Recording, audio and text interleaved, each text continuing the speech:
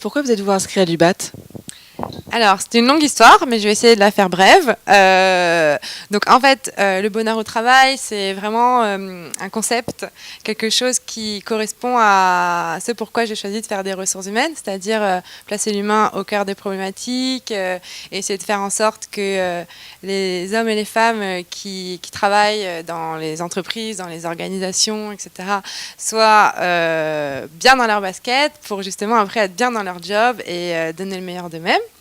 Voilà, et donc du coup j'avais envie d'explorer ça un peu plus en profondeur.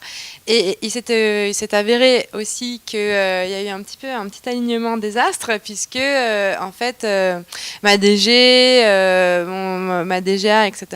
était super chaud aussi pour qu'on fasse un partenariat avec l'UBAT. Et donc je suis pas venue toute seule, mais je suis venue avec 4 autres collègues. Et l'idée c'est qu'on soit un petit peu comme des sachets de thé dans l'eau chaude et qu'on infuse le bonheur au travail dans notre organisation. Qu'est-ce que vous retenez d'important de ces 3 jours?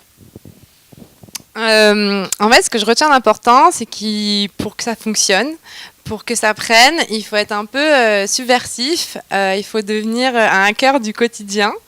Et c'est vraiment ça, l'enseignement que j'en tire, c'est que finalement, ça remet en cause même mon positionnement en tant que responsable ressources humaines, c'est-à-dire que maintenant, je vais m'appeler responsable des ressources avec un grand H, humaine, parce que c'est super important, mais aussi en dessous, je vais mettre un petit hackeuse. Hackeuse du quotidien, hackeuse des RH, justement pour que les RH ne soit pas juste une question de on met en place un process qu'on applique à la lettre, etc.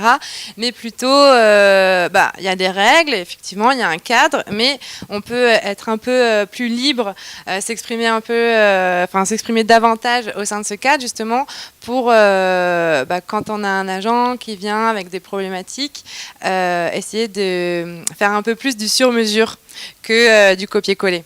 Et ton plus grand kiff? Mon plus grand kiff, y en a en fait plein.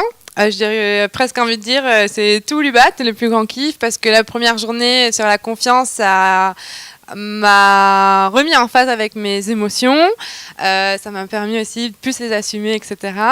Le deuxième jour, j'ai trouvé génial le grand jeu, j'ai découvert l'utilité du Lego justement pour essayer de mettre en œuvre sa pensée et puis surtout de la partager avec les autres.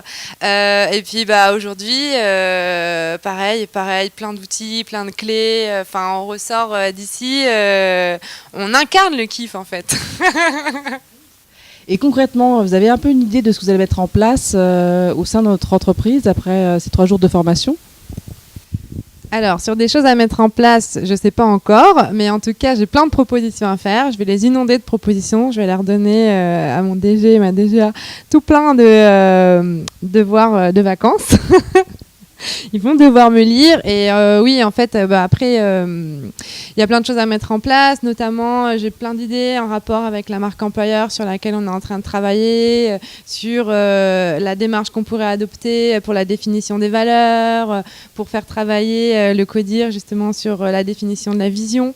Voilà, il y a plein de petites choses que j'aimerais bien qu'on puisse mettre en place au fur et à mesure. Mais pour ça, je vais faire plein de propositions et peut-être qu'on ira chemin faisant vers l'entreprise heureuse. C'est ce que je souhaite en tout cas.